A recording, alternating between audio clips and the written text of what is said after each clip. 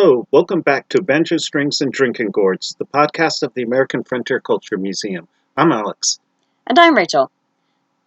This weekend, being Independence Day, we thought we'd change it up a little bit, and instead of talking about the history of the Revolution or talking about the Declaration of Independence, we thought we might give you some background, some of the lead up of what's going on with some of the more obscure conflicts happening on this side of the pond before the Revolution.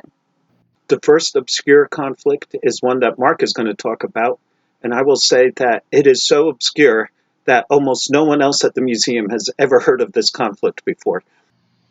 Hello, my name is Mark Mizaki. When I first started my career working in interpretation, I was going to grad school in upstate New York. And while working at the battlefield at Saratoga and the Phillips Schuyler House, I learned about an obscure conflict known as the Hampshire Grants conflict. Now, this is a long-running dispute taking place in New England. The Hampshire Grants we call Vermont today. And before it became one of the states of the United States, it was a territory between empires. It was claimed by a number of different groups, including the Iroquois Confederacy, the French Empire, the Dutch, and the British government. When the Dutch lost their colony of New Amsterdam, it became the British colony of New York in 1664. And New York decided that it was going to retain all of the former claims of the Dutch territory. Now, the eastern border of New York was in dispute, as the Dutch claims had always been contested by their British colonial neighbors.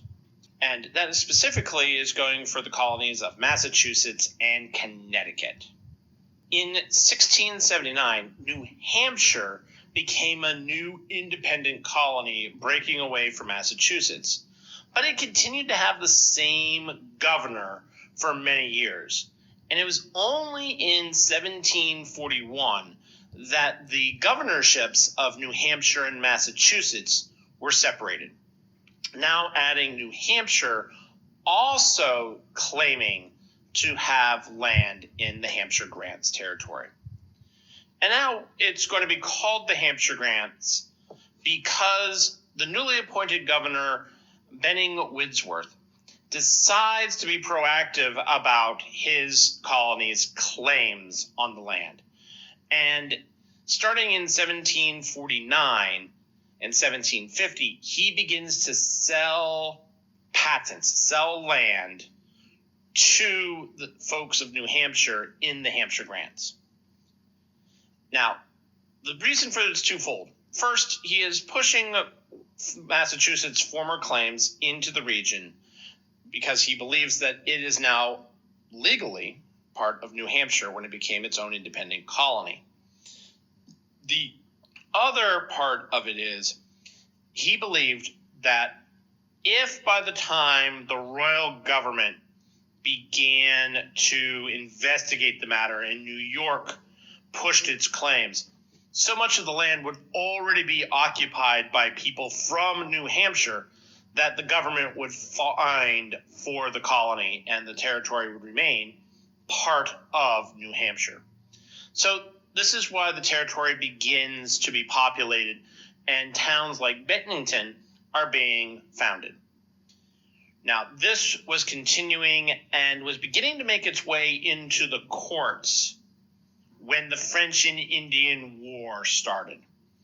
And by the beginning of the 1750s, the legal case was put on hold, all the way until the end of the French and Indian War in 1763. Now, in 1763, with the end of the war, that is when New York begins to reaffirm its claims.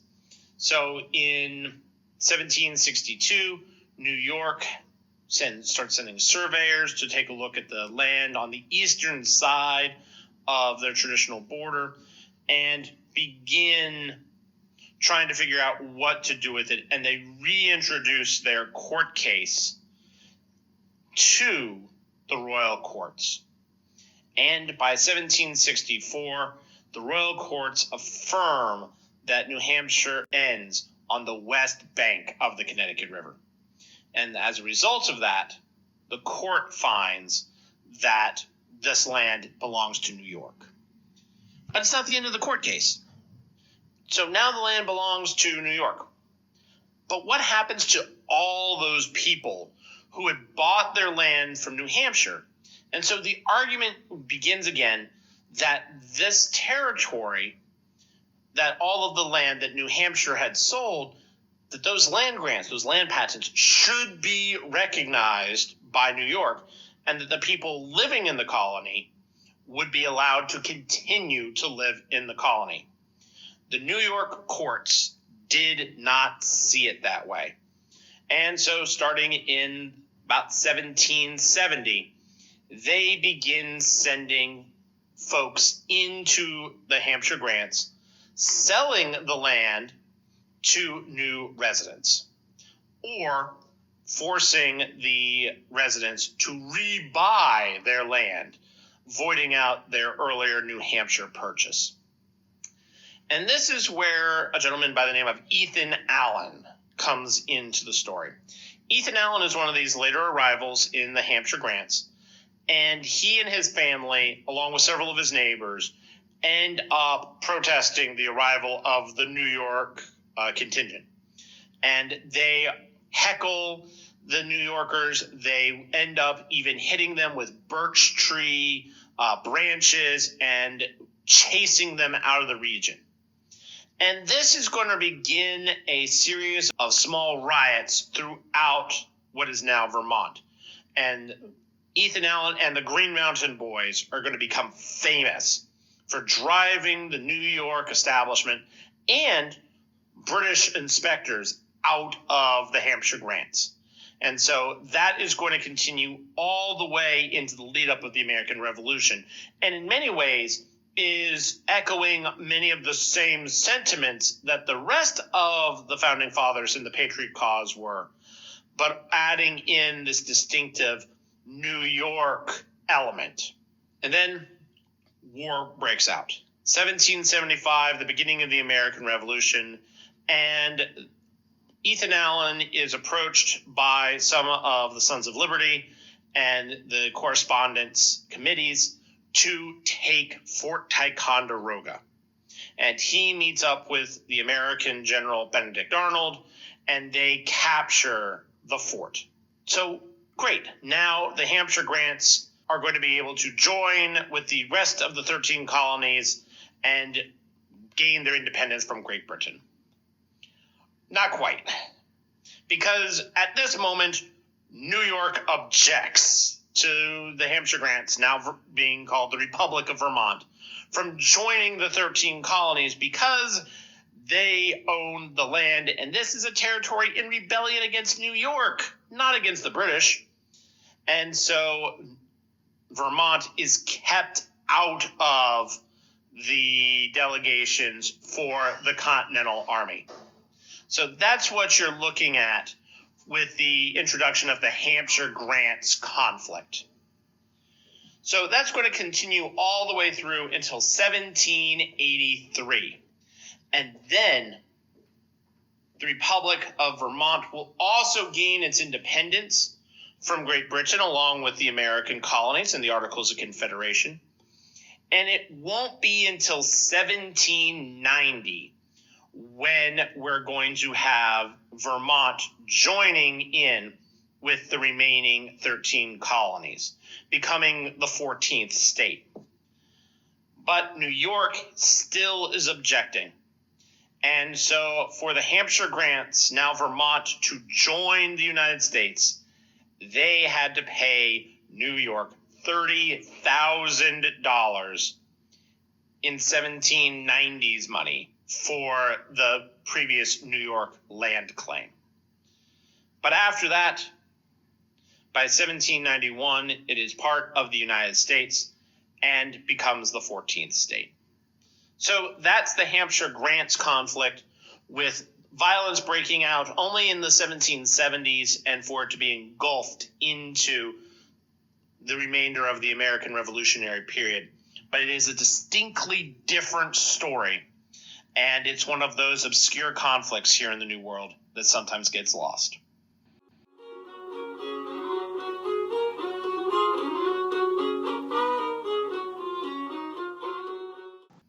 The war I chose to talk about was called the War of Jenkins' Ear, which took place from 1739 to 1742, or you could really say up to 1748.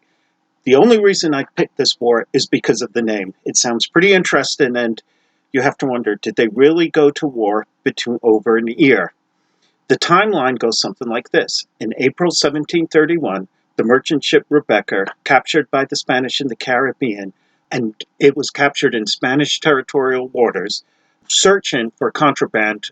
They were seeing if this ship was a smuggler or not, and took the captain, Robert Jenkins, and started to basically torment him and torture him to say, yes, he was a smuggler, which he did not. So they cut off his ear. And Jenkins replied after that happened, I command my soul to God and my cause to my country. The Spanish captain in response says, go and tell your King George that I will do the same to him if he dare do the same as you. In 1738, Jenkins testifies before Parliament with his ear. A satirical cartoon at the time shows Jenkins showing his ear and the Prime Minister, Robert Walpole, swooning. This caught the country's imagination. The symbol of England's pride was at stake, and before you know it, England and Spain were at war.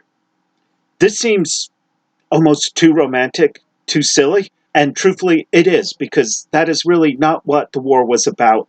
And there sadly was a lot of death and despair, and it really was not over an ear, or English pride, or anything like that, but it was over trade and profit. The war was not called the War of Jenkins' Ear until 1858, when British historian Thomas Carlyle coined the term in a book on the 18th century. At the time, the war really had no name, and in reality was an offshot of a much bigger war, the War of Austrian Succession. And while Jenkins did lose his ear, the more accurate chronological events of what caused the war and what the war was about is as follows. You have to go all the way back to the end of the War of Spanish Succession, which ended in 1730. During the Treaty of Utrecht, the British were able to acquire a 30-year Asiento trade agreement with Spain, which basically means that Britain was allowed to sell 5,000 slaves per year to the Spanish territories and colonies in the Americas, and sell 500 tons of British goods, basically one ship per year for the next 30 years. Spain did not like this. They were very much like the British, trying to control all aspects of trade between their colonies and Spain, and then to send it on to the rest of Europe. And the thing they were complaining about was the British were taking advantage and were illegally smuggling their goods into their colonies in the Americas, and also taking their raw materials from their colonies and shipping them back to London. There was a little bit of minor conflict going up, but in 1729, Spain and Britain agreed in the Treaty of Seville that Spain had the right to search British merchant ships in their territorial waters in the Americas looking for contraband, or basically looking for smuggled goods. So according to the above treaty, the Spanish had the right to search the Rebecca. Maybe not to cut off an ear, but that does seem to be the thing in the 17th and 18th century. The long gap in the timeline between 1831, when Jenkins lost his ear, and by the time he's actually going to Parliament talking about it in 1838, is because there's another European war going on, the War of Polish Succession from 1732 to 1737, and Britain was supporting the interests of Spain in this war, and therefore issues in the Caribbean and the Gulf of Mexico was sort of ignored for a couple of years. When that war is over, Britain starts looking at what's going on there.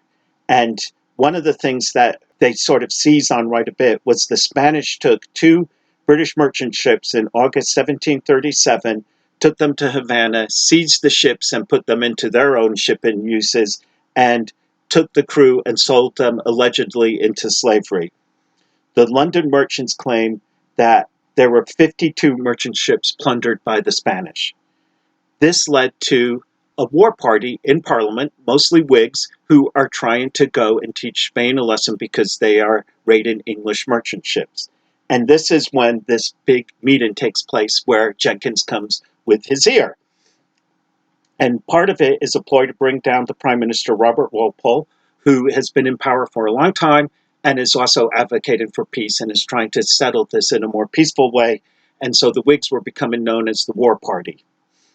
There is also a big disagreement is, did Jenkins actually have his ear or not? Which I kind of doubt, because why would you keep your ear, and how could you keep an ear without it deteriorating? But anyway, that's besides the point. The peace deal that Walpole tried to work out broke down in 1739. They sort of worked out this agreement where Spain would pay Britain £98,000 for seizing British ships, and the South Sea Company, the one that is controlling the trade in this area, was going to pay Spain £68,000 for smuggling. Both sides refused to pay, and consequently, the British voided all treaties they signed with Spain, including the Treaty of Seville, and October 23rd, 1739, declared war on Spain. The highlights of the war, which mostly were inconclusive, and you can sum up pretty simply, Britain is on the offense, Spain is on the defense. The first thing the British do is they take one of the major ports of Spanish territories called Porto Bello in Panama, and they destroy it and burn it down to the ground.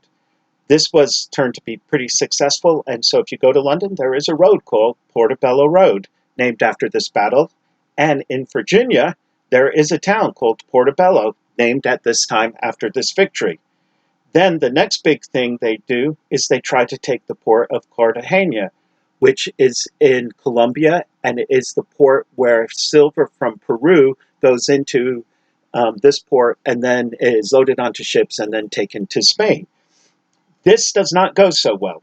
The British who are in charge of this venture are Admiral Vernon and General Wentworth, and interestingly, part of the British Army at this time were 3,600 militia or Marines from the colonies, and they were put into the British Army for this attack. And one of these people was Lawrence Washington, the older brother of George Washington. It was a 67-day siege. It fails to take the fort and port. Mostly the British were losing troops to diseases, tropical diseases, which they're not capable of dealing with. And of the people who are coming from the colonies, only 300 return. But Lawrence Washington is one of the ones who does return and names Mount Vernon after Admiral Vernon. The British also go after the Spanish treasure fleet in the Pacific and do manage to capture one of their vessels and gained 800,000 pounds of treasure. Georgia, which became a colony in 1732, it is sparsely settled, borders Florida, which is a Spanish colony. During this war, there is skirmishes going on between the border. No one really is quite sure where the border is. And both Georgia tries to invade Florida, Florida tries to invade Georgia. Both is inconclusive, and the battles sort of peter out there. The failure of this war, it's not really going quite the way the British want to, does bring down the government of Robert Walpole. More importantly, in 1742, the British get sucked into the War of Austrian Succession. This is one of the major conflicts that involves all the powers of Europe, and one of the things Britain is doing is blockading France and such, and all of a sudden, this little skirmish that's taken place in Spanish territorial waters in the Americas is like the third or fourth battle where everyone is more concentrated on what's going on in Europe. That war ends in 1748, and when that war is done, it sort of settles what we know as the War of Jenkins' Ear. And what comes out is the British agree to stop smuggling, the Spanish agree to let more English goods come into their colonies. Britain also agrees to rescind or renounce the Asiento Treaty, and therefore the slaves going into the Spanish colonies is more open to any slaver. But truthfully, the cost in lives of both sides fighting this and the agreement that came that sort of settled the War of Jenkins' Ear, it seems to me that you did not need to have a war. This is something that they could have easily settled in the boardroom, and the treaty that came out was not worth the lives that were lost trying to fight basically a simple trade war. But that is the War of Jenkins' Ear. One of the things I think it is pretty interesting is that colonists did enter into the British Army at this time to fight this war.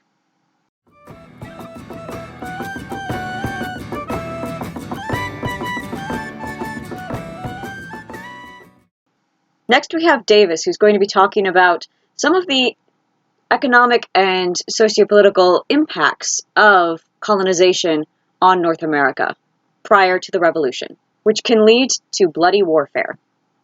Hi, I'm Davis Tierney, and today I want to talk about a conflict that not many people know by name, but that a lot of people know little bits and pieces of by reputation.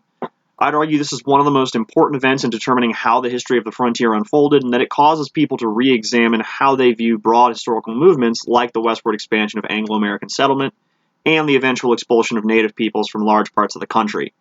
The conflict is known by some as Pontiac's Rebellion, but I prefer Pontiac's War, as I have a feeling Pontiac and those aligned with him would take issue with the idea that they were rebelling subjects rather than autonomous nations. This conversation really needs to begin just prior to the French and Indian War in order to set the stage for things to come. So, prior to the French and Indian War, there are two major European powers in North America, France and Great Britain, both of which are competing for political power, territory, and the fur trade. Native people find themselves in the middle of this, literally with their territories being wedged between the territories of France and Great Britain, and figuratively in terms of diplomacy, trade, and whatnot. This places them in a very good bargaining position to play those two empires off of each other and get better deals on trade goods through competition, get better quality goods that fit what they as consumers wanted, and better prices for their furs. The French Indian War ends with the expulsion of France from the vast majority of the North American continent, and thus the loss of Great Britain's only real competition in the fur trade. This situation was exploited by Sir Geoffrey Amherst, who came to be in charge of trade policy with the natives after the war, when he encouraged traders to drive much harder bargains and decreased the amount of goods being delivered to native nations in the form of diplomatic gifts. Further, while the French had generally not pursued a policy of rapid and widespread settlement of their people into an area, British colonists seemed like a plague of locusts by comparison.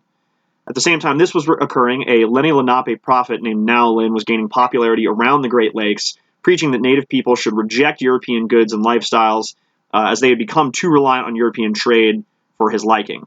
A quote from him here is, "If you suffer the English among you, you are dead men. Sickness, smallpox, and their poison, alcohol, will destroy you entirely."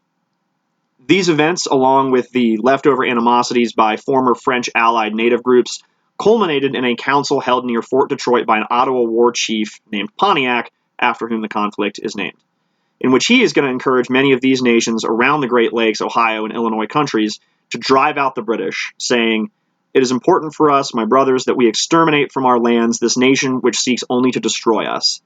You see as well as I that we can no longer supply our needs as we have done from our brothers the French. Therefore, my brothers, we must all swear their destruction and wait no longer.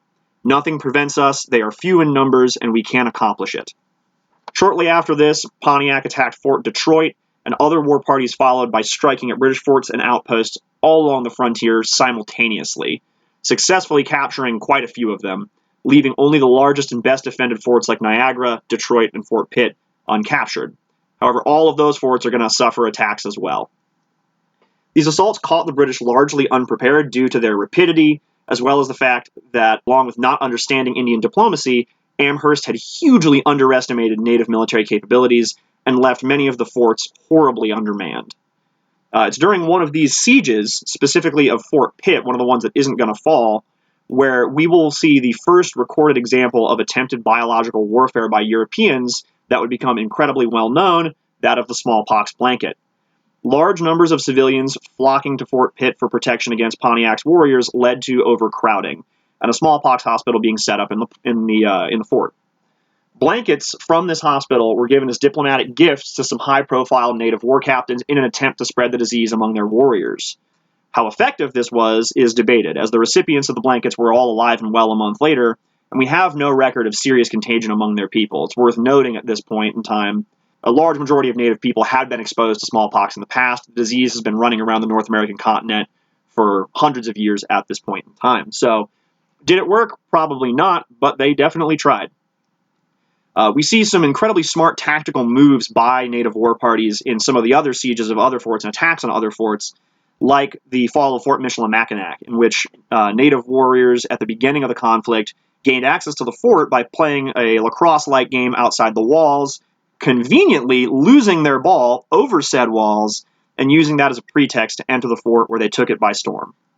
Another instance of some really solid tactical thinking is known as the Devil's Hole Massacre, where a Seneca war party near Fort Niagara set up an ambush against a trade convoy in order to lure out a unit of British troops nearby into a secondary ambush. So essentially setting up a two-staged ambush that allowed them to nearly wipe out that second British force. These just go to show that these guys are experiencing some fairly complex tactical thinking and really capable of putting the hurt to Great Britain when they want to. The event that would really spell the end of this conflict is not actually a siege or a battle, but a treaty council held at Fort Niagara in 1764. Following the utter failure of Amherst's diplomatic and trade policies, that guy we talked about earlier who was in charge of the native trade and diplomacy, control over Indian policy is going to be given to a guy named Sir William Johnson, who had been adopted into the Mohawk Nation in 1742 and had been the superintendent of the Northern Indian Department since 1755. That's kind of a British government organ that is meant to coordinate trade and diplomacy and whatnot with native people. He understands how to conduct himself with native people way better than most in the British government. And seeing that British forces are way too stretched to find a purely military solution to the conflict, he opted for a diplomatic one, in which he convinced neutral parties to side with Great Britain, while pushing Pontiac's more lukewarm allies to the negotiating table. In all, the 1764 Treaty Council consisted of over 2,000 representatives of 22 native nations and signaled that Great Britain had many native allies. It was like Johnson saying, "Look at all the friends I have and how sharp their tomahawks are," to everybody else around. It's really a show of force as much as it is an affirmation of friendship. This treaty was quickly followed by launching 2 military expeditions into the Ohio and Illinois countries. Neither of these are actually going to end in violence, because the native people who confront these expeditions are going to come to the negotiating table. This should not be viewed as a capitulation, but rather as these native people realizing that violence had exhausted its usefulness in supporting their political goals, and thus they could get more out of negotiation. Now, this helps Great Britain because it strips Pontiac of a lot of his allies, leaving him far more isolated further out west in the Illinois country, but still very much undefeated. It's not going to be until 1765, when the bulk of the fighting had largely ceased, with only a handful of nations in the Illinois country still advocating for war against the British, that Pontiac is going to agree to negotiate with William Johnson at Fort Ontario. The treaty they negotiated was very much not a surrender, but rather a cessation of hostilities. The native people returned no captives, they ceded no lands, they paid no reparations, and in return, the British government agreed to much more favorable trade terms and banned the settlement of Europeans beyond the Appalachian Mountains, creating an Indian reserve that, unlike later reservations of the 19th century, was a serious acknowledgement of native control and ownership over those lands.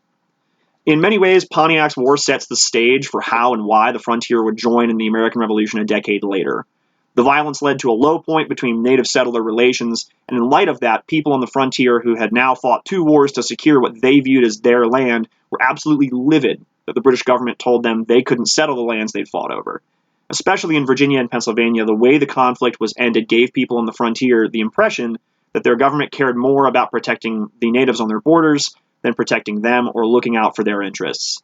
That their interests were in seizing native lands and very likely causing further wars the British government couldn't afford did not stop their indignation. This conflict also goes to show that westward expansion really wasn't an inevitable European steamroller constantly pushing west. Pontiac and his allies caught the British utterly wrong-footed and inflicted a number of shocking and humiliating defeats on them. They demonstrated a high degree of tactical and strategic organization that history has not given them credit for up until fairly recently. Even battles lost, like Bushy Run, or unsuccessful sieges like Detroit and Fort Pitt, demonstrated that these guys would be very difficult to defeat and exposed great weaknesses in British military preparedness on the frontier. The result of the conflict may not have been what Pontiac and Nowland had originally called for, driving the British out totally and rejecting their trade, but the position of native nations was undoubtedly stronger in 1766 by the conflict's end than it was in 1763 at the beginning. And they did get a number of really important concessions from the British. History is never inevitable, and the eventual European control of these territories was by no means a foregone conclusion, especially to anyone looking at the situation in 1766.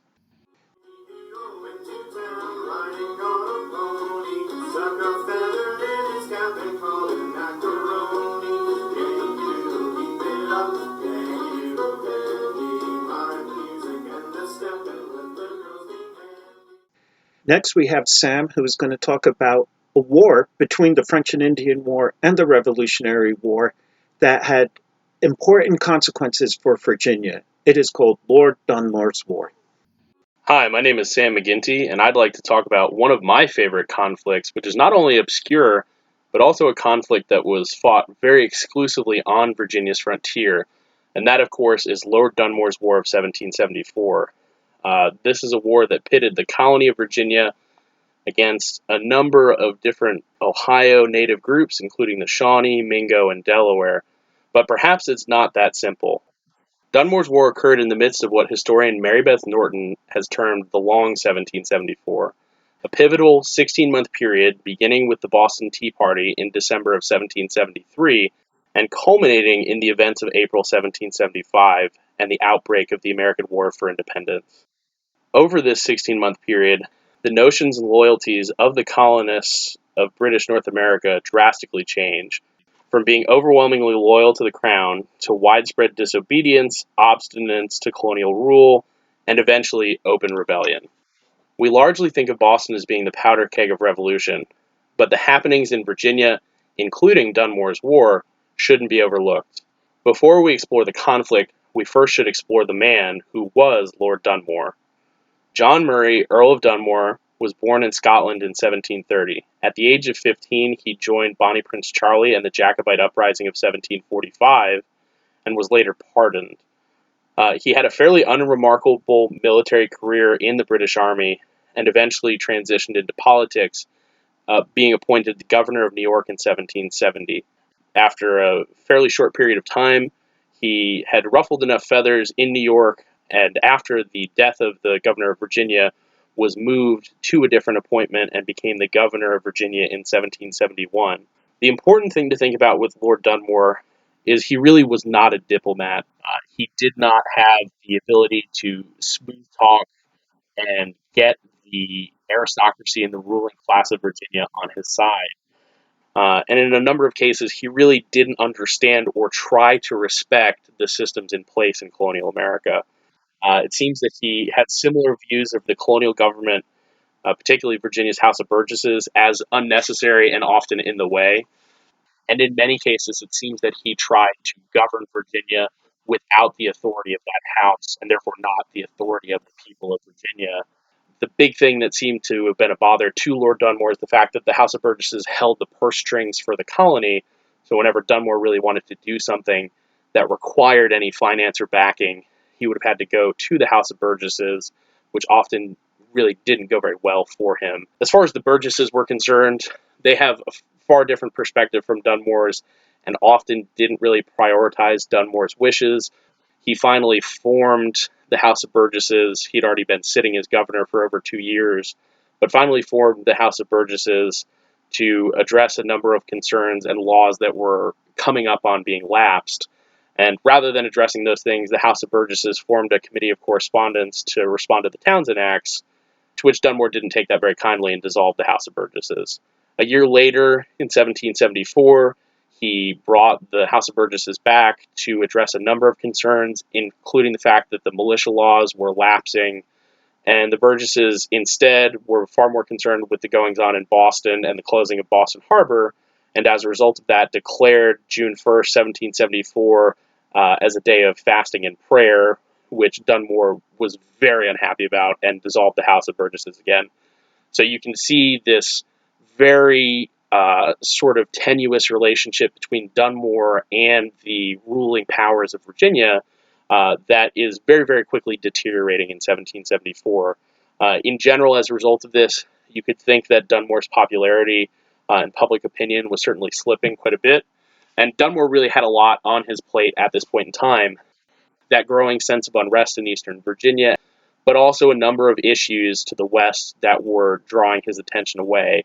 One big thing is an escalating border dispute that Virginia, but largely Dunmore, were undertaking with Pennsylvania over Pittsburgh and the surrounding counties. This, to Virginia's mind, all should have been Virginia territory. It was all territory that they'd fought over in the French and Indian War and had been defending for a good number of years. And as a result of that, what Dunmore basically did was send Virginia agents into the area to try to set up competing colonial and county governments to usurp Pennsylvania in the region. The more pressing issue is that you saw throughout the 1760s and into the 1770s a really unchecked expansion by the American colonists past the Proclamation line of 1763 and into modern-day Kentucky and West Virginia, which largely was land controlled by a number of Ohio Indian groups, or at least land that those groups, like the Shawnee, the Mingo, and the Delaware, hunted on pretty frequently. Despite all these issues, he also has his own personal concerns. One of the major ways that a colonial governor could actually make money was through land sales and expansion of the colony, which he's very much concerned with, but has to do in the right way in order to not really cause his position in London to be in jeopardy. So all of this is a very, very convoluted situation that Dunmore finds himself with, and how can he really resolve those things? And in many ways, he's going to sort of look to antiquity to find his approach, going with basically the Roman leadership model of achieving high public opinion through military conquest on the frontier. And frontier issues had been boiling up quite a bit. In September of 1773, James Boone, the son of Daniel Boone, was killed with a party of settlers in Kentucky territory, killed by a band of likely Shawnee, Delaware, and Cherokee Indians who were hunting in the region. And that led to a series of escalating attacks against the encroaching settlers throughout the Kentucky area. A lot of that sort of goes from a small fire into a blaze later in the spring of 1774, when Michael Cressup, leading a number of settlers, starts to antagonize the Ohio Indians in a number of cases, basically putting gasoline on the fire. Cressup and the men under him, in fact, declare war on the Ohio Indians on April 26, 1774. So more or less frontier men acting on their own accord and not with the approval of Virginia's government. And they go on to attack native groups. There's the Pipe Creek battle, which is a fairly small skirmish where Cressup and his men chased a party of Indians several miles downriver before attacking them. And then another massacre occurs. It's called the Yellow Creek Massacre, where a number of settlers kill relatives of Logan, a Mingo chief, turning a fairly peaceful man into an enemy. And as a result of that, Logan, the Mingo, the Shawnee, and the Delaware all go to war and begin raiding along Virginia's frontier. By May of 1775, Dunmore has heard all of this. The news has reached Williamsburg, and he mobilizes the militia and marches to Fort Pitt. Simultaneously, troops from the Valley of Virginia begin to mobilize under Colonel Andrew Lewis and march out towards the headwaters of the Kanawha River, basically where it meets the Ohio River, in preparation of a campaign against the Ohio Indians. Before they can cross the Ohio River and begin to attack Shawnee settlements, Lewis and roughly 1,000 Virginians under his command are attacked by around 500 native warriors led by Chief Cornstalk.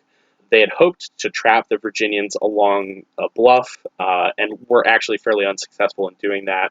Shawnee end up getting flanked by men led by Captain George Matthews, and very, very quickly are forced to withdraw back across the Ohio River.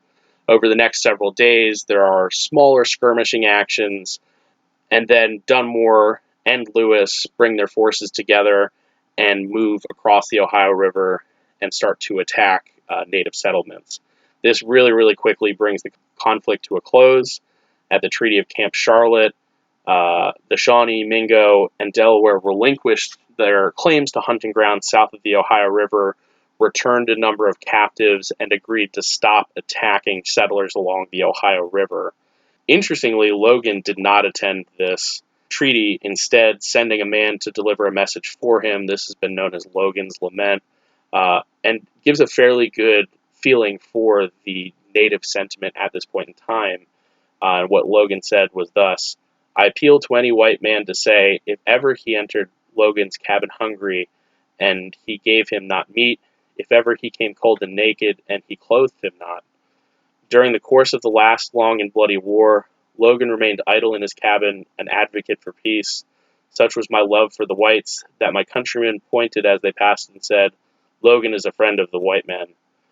I had even thought to have lived with you, but for injuries of one man, Colonel Cressup, the last spring, in cold blood and unprovoked, murdered all the relations of Logan, not sparing even my women and children. There runs not a drop of my blood in the veins of any living creature. This called on me for revenge. I have sought it. I have killed many. I have fully gutted my vengeance. For my country, I rejoice at beams of peace. But do not harbor a thought that mine is the joy of fear. Logan never felt fear. He will not turn on his heel to save his life. Who is there to mourn for Logan? Not one. So I really love that because it gives a perspective that Logan and a number of these Ohio Indians feel as if they are aggrieved and the aggrieved party. And quite frankly, they're not wrong. They were completely within their rights to try to defend their hunting grounds and their land from the encroaching settlers, and in many cases, really feel far more strong repercussions from that than perhaps they should have. But in general, the entire conflict leaves a feeling of being fairly unresolved. For a number of these Ohio Indians, the encroachment that is occurring really is being left unchecked. For a number of the settlers, they're perhaps not happy with how short Dunmore leaves this war, not really pushing as far as he could. But for Dunmore, his little war has accomplished exactly what he wanted it to.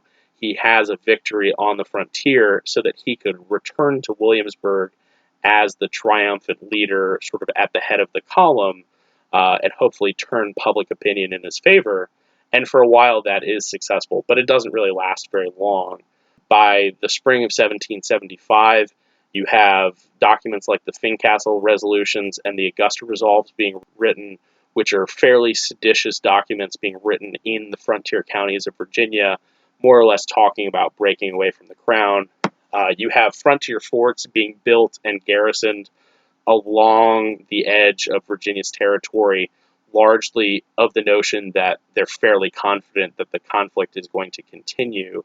For Dunmore, things don't really get better. In April of 1775, you have the gunpowder incident occurring, where he removes gunpowder from the public magazine in Williamsburg, causing a tremendous amount of outrage and eventually spurring Virginia into open rebellion.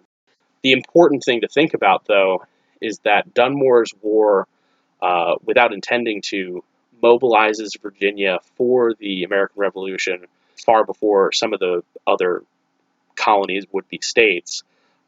Dunmore largely provided Virginia with a practice run for how to mobilize their militia and then how to engage upon fighting on the frontier. There's a really great quote from Philip Vickers Fithian, who's in the area in 1775, talking about that mobilization in June, saying, Mars, the great god of battle, is honored in every part of this spacious colony, but here every presence is warlike and every sound is martial, drums beating, fifes and bagpipes playing, and only sonorous and heroic tunes. So Virginia, as a result of Dunmore's war, is ready for conflict, and the first troops arriving to Boston from the south are all coming out of the Valley of Virginia, who march with Daniel Morgan in what's known as the Beeline March. So for me, Dunmore's war is a tremendously interesting conflict. It's really only one battle of any sort of significance, but it is the last colonial conflict in North America, and in many ways sets up the Revolution very nicely.